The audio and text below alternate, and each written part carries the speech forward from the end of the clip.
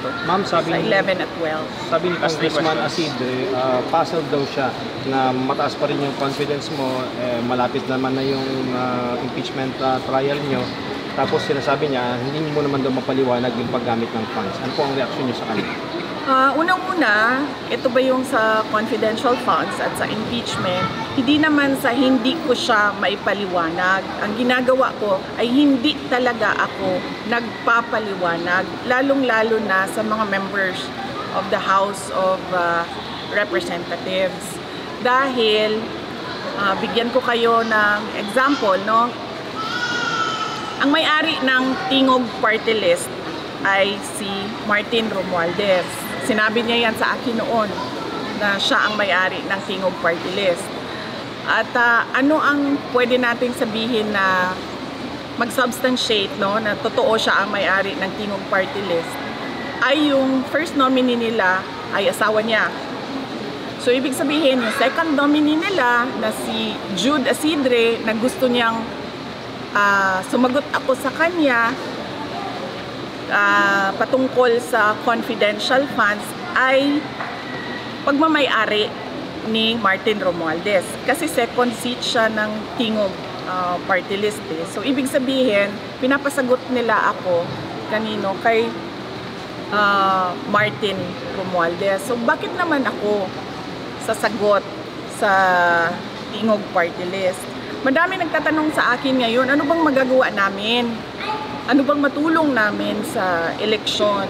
Unang-una, pwede nyo siguro matulong talaga, huwag nyo iboto yung Tingog Party List.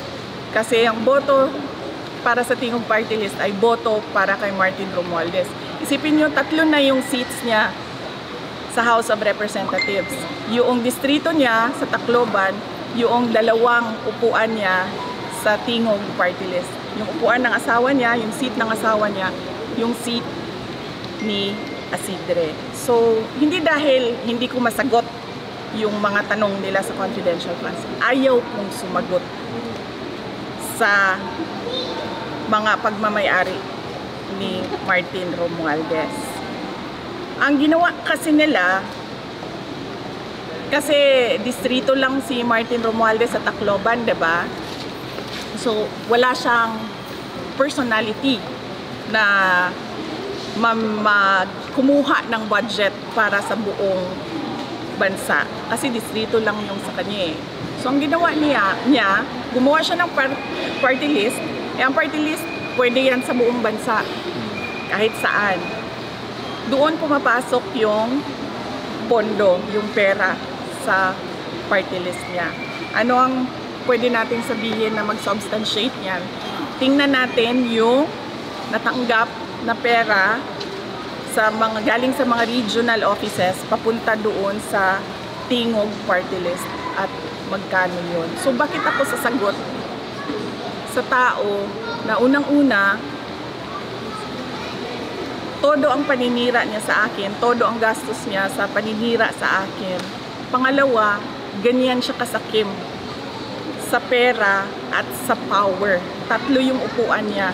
3 yung seats niya sa House of Representatives. Ma'am, in-announce ni DA Secretary na dito sa Visayas, sisimulan daw yung pagbebenta ng 20 pesos per kilo na bigas. Sa Visayas daw po unahin yan. Ano pong reaction ninyo? Yan, di ba yan na yung sinasabi nila noon pa na hindi nila magawa hanggang ngayon dahil hindi nila alam kung paano gawin. At dahil sa totoo lang, nung sinabi yung 20 pesos per kilo na bigas, ay nagsinungaling yung nagsabi. Alam niyang hindi kayanin, pero pinaasa niya ang mga tao na ibibigay yon. One last question. Meron akong pagdududa ha, na magbebenta sila ng 20 pesos per kilo na bigas pero hindi pang tao, pang hayop. Kanang ginatawag nila og ano sa bana siya sa murag lamaw? Lamog. Maitim. Oo. Ganyan. Ganun ba yung bigas ng NFA, sir? Ganyan yung Pag sinabi natin 20 pesos per kilo na bigas, yung pwede kainin ng tao. Oh, yan yun, diba? Yan yung 20 pesos per kilo na binibenta, yung pinapakain sa baboy. Hindi mga baboy ang hindi mga hayop ang mga Pilipino. Kapag nagbenta kayo ng 20 pesos per kilo, bibili kami lahat kasi pwede siya kainin ng tao. Ma'am, what do you think out of the timing ng announcement ng 20 pesos per kilo na bigas just weeks before the election? Ano na yan?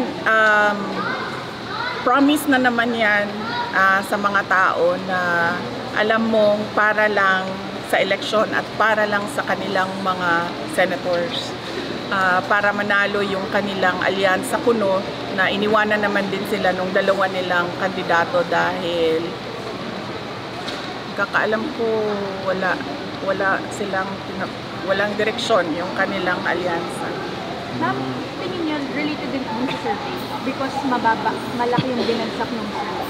And analysts are saying na they need parang a carrot to lure in again the confidence. Well, hindi ko alam kung anong motibo nila. Baka, yes, inaano na naman nila yung mga tao, binubudol na naman nila yung mga tao sa 20 pesos per kilo na bigas. At magdududa ka dahil bakit Visayas lang? Hindi ba nagugutom yung mga tiga Mindanao? Hindi ba nagugutom yung mga tiga Luzon? Bakit 20 pesos per kilo lang dito sa Visayas? At bakit merong meeting sa Cebu Capitol ang lahat ng mga governors o karamihan ng mga governors sa Visayas? So baka may problema sila sa boto dito sa Visayas. Baka ma'am, i-ano na lang natin, i-reduce na lang natin doon sa mga sinasabi nila, 20 pesos per kilo na rice dito sa Visayas para namang hindi kami nagugutom doon sa Mindanao at hindi namin kailangan ng 20 pesos per kilo na rice kasi wala na silang magawa sa Mindanao, mami, kahit anong gawin nila, hindi na talaga boboto ang kami sa mga tao na kung ano-ano lang yung pinapaasa sa mga kababayan natin. So, yes. Ma'am, Last clarification lang po. Dun sa statement ni Attorney Kaufman, sabi niya mali daw po yung sinasabi na the Duterte camp wanted to limit yung mga victims sa may passport at saka sa may national ID. Clarify lang po natin, ma'am. Kasi ang sinasabi po niya, sinisisi niya si Attorney Cristina Conti and the other Filipino ICC lawyer for parang misleading allegedly the public. Ano po ba talaga yung intention ng Duterte family towards it? Hindi, ma'am, yung moves ng abogado ay moves ng abogado para sa kliyente niya. So, malamang pinag-usapan nila yon ng kanyang client na si dating Pangulong Rodrigo Duterte. So, hindi ako maka-explain sa mga ginagawa nila dahil meron silang lawyer-client confidentiality. Pero ang naintindihan ko lang as a lawyer ay ayaw ng defense, ayaw ni Attorney Kaufman na merong mga peking witnesses at merong mga peking complainants na ipasok ang mga gustong pabagsakin yung pamilya namin. Ma'am, nabanggit ni Yusek Claire Castro na kaya daw nag-drop yung ratings ni PBBM dahil daw biktima siya ng fake news. Ano pong take nyo doon? Lahat naman tayo biktima ng fake news, 'di ba? Kayo lahat biktima din kayo na alam nyo kasi may experience na kasi ako sa Castro na apelido, yun si Franz Castro. Wala talagang maayos na lumabas doon sa bibig ng babae na yon. Siguro itong pinsan niya na si Claire Castro, kaya ganyan din siguro. Baka galing lang sila sa isang puno. Ma'am, any parting words? Ma'am, sa dahig, kailan ka babalik, ma'am? Nag-promise ako sa mga magulang ko, sa nanay at sa tatay ko na sa birthday ko, silang dalawa yung kasama ko. So, babalik ako sa Hague sa birthday ko, kasama yung nanay ko. Kasi nung pagbisita niya noong nakaraan, hindi siya nakapasok. dahil wala siyang permission. So, nung nagkausap kami ni Pangulong Duterte kahapon, inaantay niya daw na magbisita yung nanay ko. At sinabihan ko din yung nanay ko, sabi ko na sa birthday ko na lang tayong magkita tatlo. Any parting words, ma'am? Kakastal ka na. Yes, oo.